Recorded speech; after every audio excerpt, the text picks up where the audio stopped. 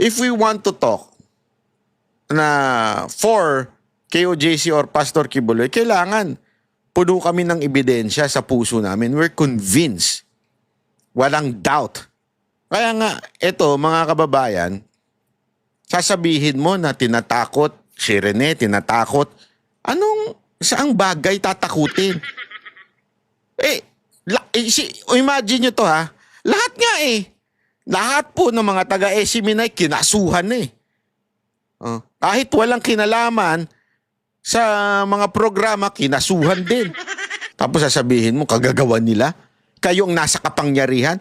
Tapos sila pa ang mananakot? Paano nangyari yun, madam? Madam, sinong kakampi kay Kibuloy ngayon? Wala nga siyang kakampi. Kahit sino, walang kakampi, ayaw siyang kampihan. Kasi nga naman, alam ng buong Pilipino na ang sino man kumampi sa kanya, yari sa gobyernong ito. Hindi, walang biro ho.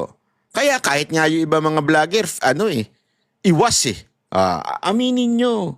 Kasi nga, natatakot Natatakot sila na madamay. Kami, wala kami pakialam. Utangin na ninyo. Narito ang Balitang Pinoy TV.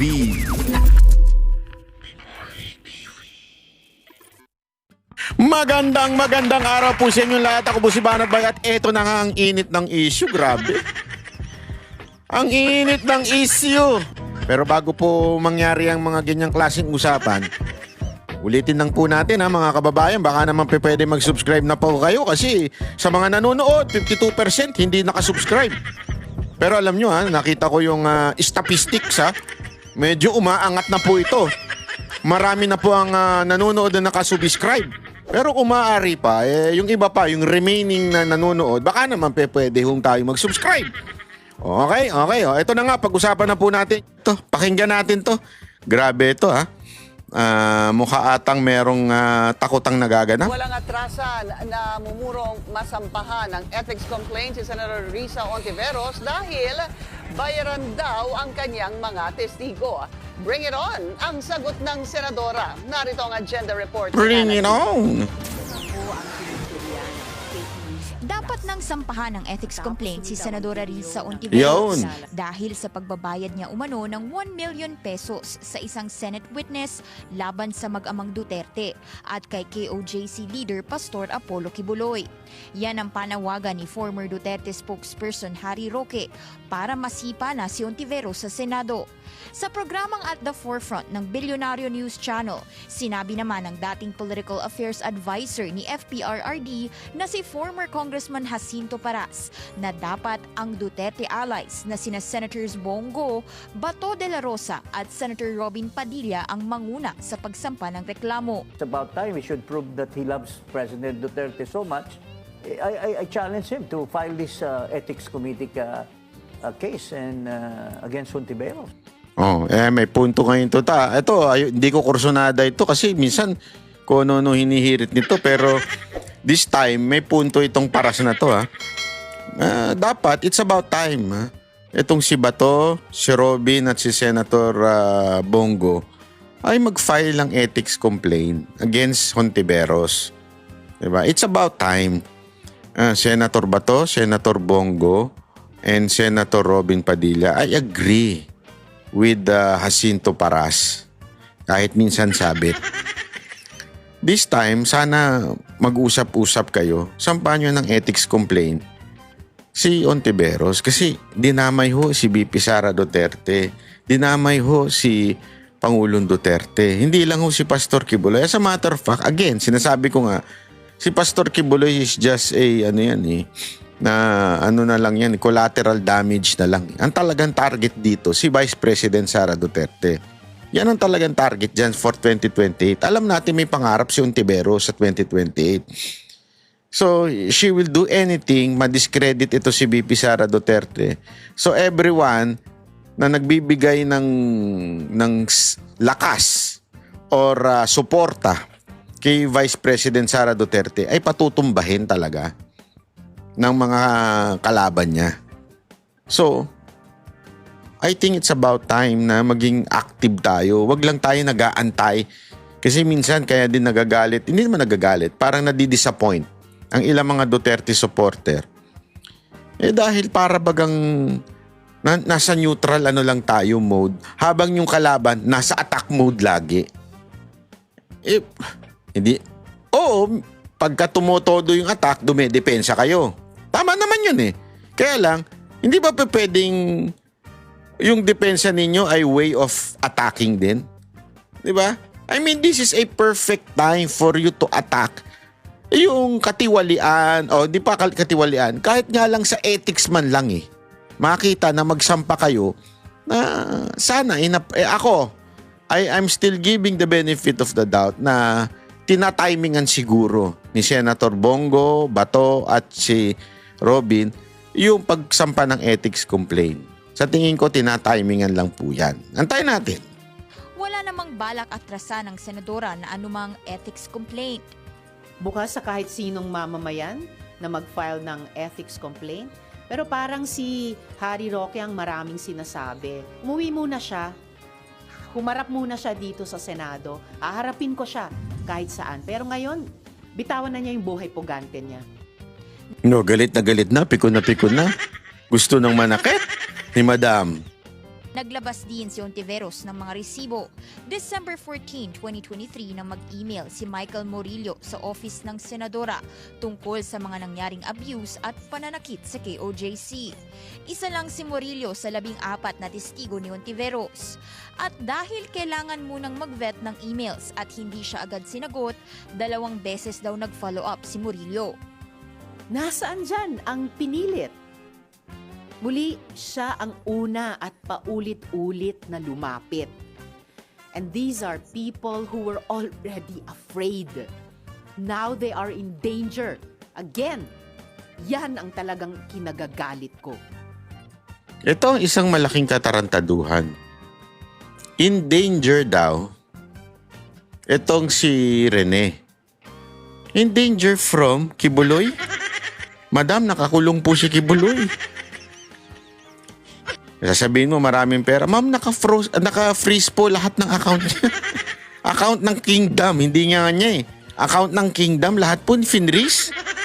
Ibig sabihin, wala silang pera. As in, wala silang pera. Wala lahat. Diba? Nakalimutan niyo po ba? Pinakulong niyo nga eh.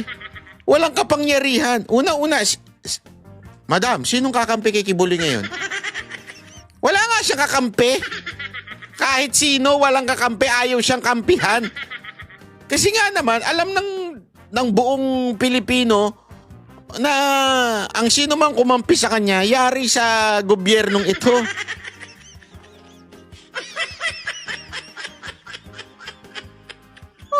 Hindi, walang biro ho. Kaya kahit nga yung iba mga vlogger, iwas eh. Aminin nyo. Kasi nga, natatakot eh. Natatakot sila na madamay. Kami, wala kaming pakialam. Utangin na ninyo. Wala kaming pakialam. Basta alam namin ng katotohanan, panghahawakan namin yun. Wala kaming pakialam kung ano gawin ninyo. Basta kami, eto ang alam namin. Sigurado kami. And I'm telling you, from time to time, kami mismo kini-question namin. Kini-question namin ang mga lumalabas na issue at asan yung ebidensya na nagpapatunay na walang kasalanan si Pastor Kibuloy, walang kasalanan ang SMNI. Ayan, tuloy-tuloy kami diyan kasi if we want to talk na for KOJC or Pastor Kibuloy, kailangan puno kami ng ebidensya sa puso namin. We're convinced. Walang doubt. Kasi mahirap ang magsalita ng may doubt ka. Kaya nga, eto mga kababayan, sasabihin mo na tinatakot si Rene, tinatakot. Saang bagay tatakutin?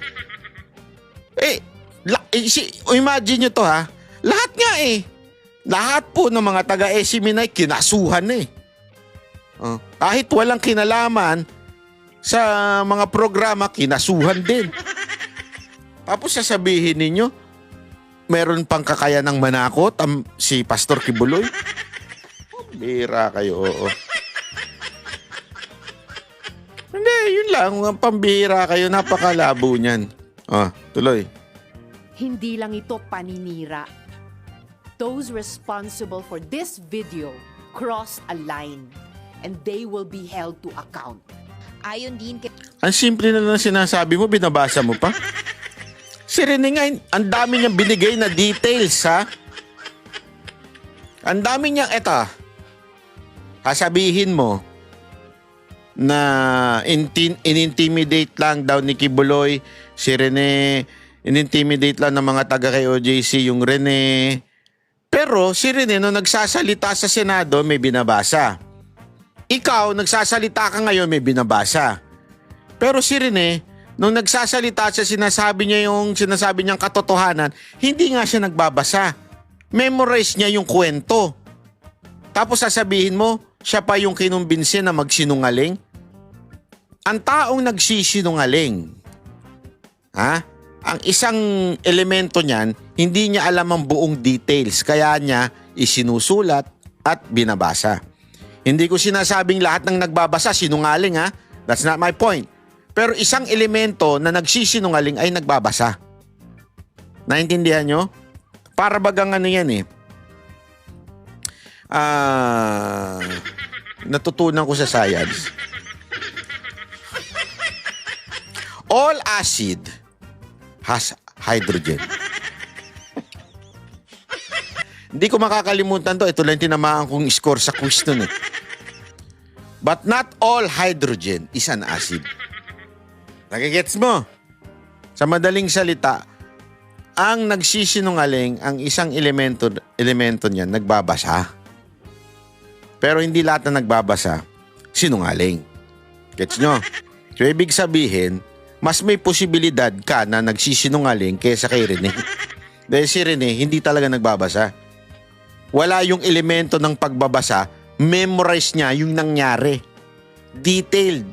Detailed talaga. Ontiveros, si Murillo mismo ang nagsulat ng mga pangalan ng VP at ni FPRRD sa kanyang testimony. At si Murillo pa nga raw ang nanghingi ng pera sa senadora para makabili ng bagong laptop para makapaghanap ng Kasabihin na iba, paano yan? Banat ba? May screenshot. Ang dali-dali gumawa niyan eh. Tanong nyo sa mga nangangaliwa. Hindi! Style ng mga lalaki ang gagawa ng sariling ganyan para lang makaimbento. Wag na. Tanong nyo sa mga may mga kabit. Tanong nyo! Ang daling gumawa ng mga ganyan eh. Na kunwari, ang nag-text si Michael. Pero si Michelle pala yun.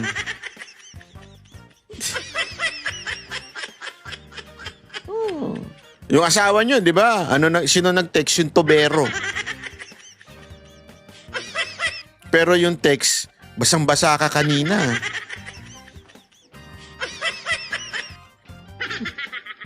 Tama, mali. Ang daling gumawa ng mga peking text messages eh. trabaho. Malinaw ang sagot namin sa kanya. Our office has a strict policy of not providing financial assistance to potential witness and witnesses.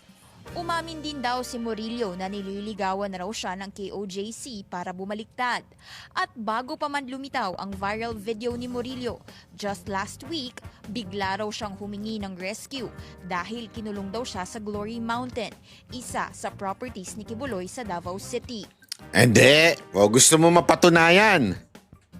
Hindi, alam mo, simpleng-simple. Gusto mo mapatunayan na hindi kinidnap. Gusto mo? Isa lang. Pag magpahiring ka.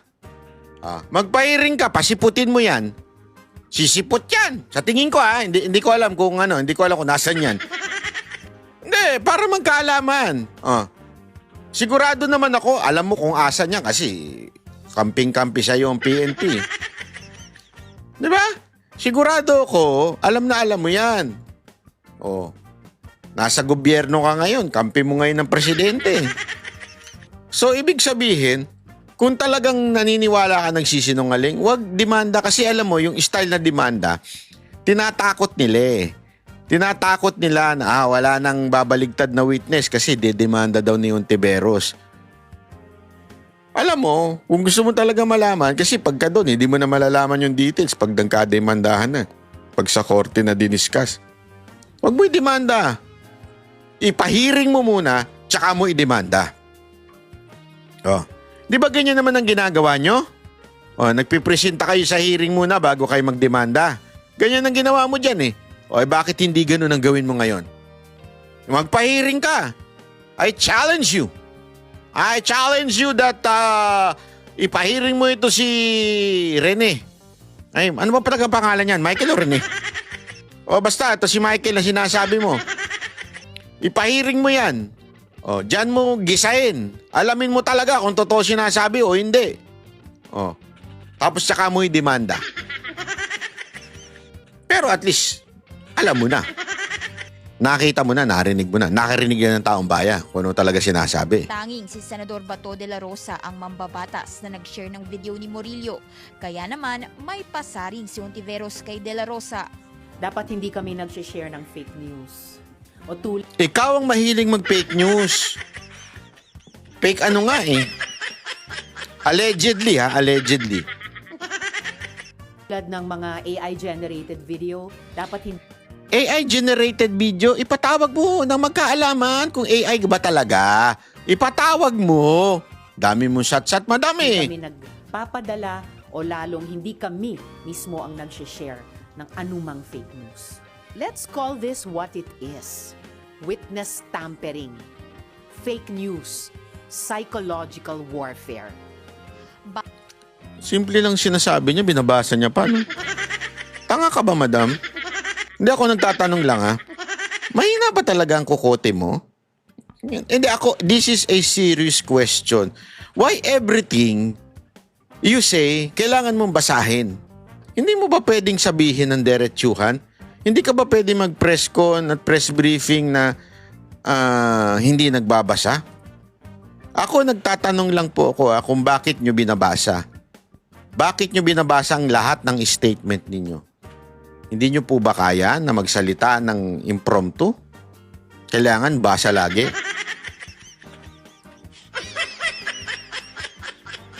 It's a serious question. Ha? Huwag yung serious na tanong ito. Alak na ng senadora maghain ng reklamo sa NBI tungkol sa nangyaring pagkalat ng naturang video. Pattern na raw ito na tuwing may Senate hearing, hinaharas sa mga witness ng Senado. Kapag tapos na ang Senate investigation, tapos na rin ang custody ng witnesses sa Senado. Pero inalagaan pa raw si Murillo ng ilang church leaders at eventually umalis din sa poder nila at saka lumitaw ang viral na video. Kaya naman, hindi na raw magtataka si Ontiveros kung KOJC ang nasa likod nito. Para sa agenda, Paano kaya gagawin ng KOJC, no?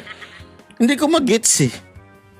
So, ibig mo sabihin, sorry to say, naniniwala, pwede pa sana kung si Duterte ang presidente. Di ba? Ngayon na ginipit na ng todo ang KOJC. The entire, mantakin mo ha, hindi nga lang KOJC, mga Duterte. Pati yung Davao, kontrolado nila pulis. Lahat ng nandun, kontrolado nila. Lahat po, kontrolado na ninyo. Paano kikilos ang KOJC? Di ultimong yung pera nga, alam ko, naka-freeze pa rin eh.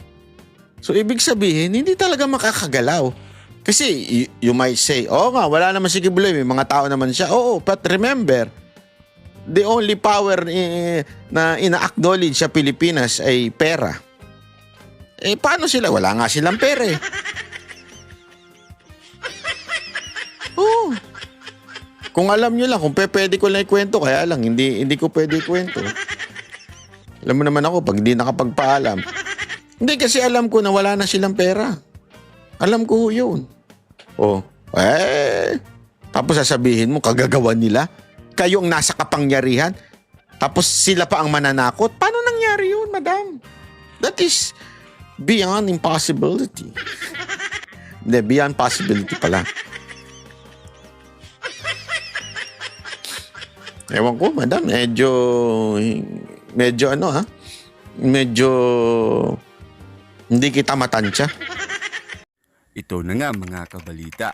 Ano na ang masasabi nyo patungkol sa balitang ito?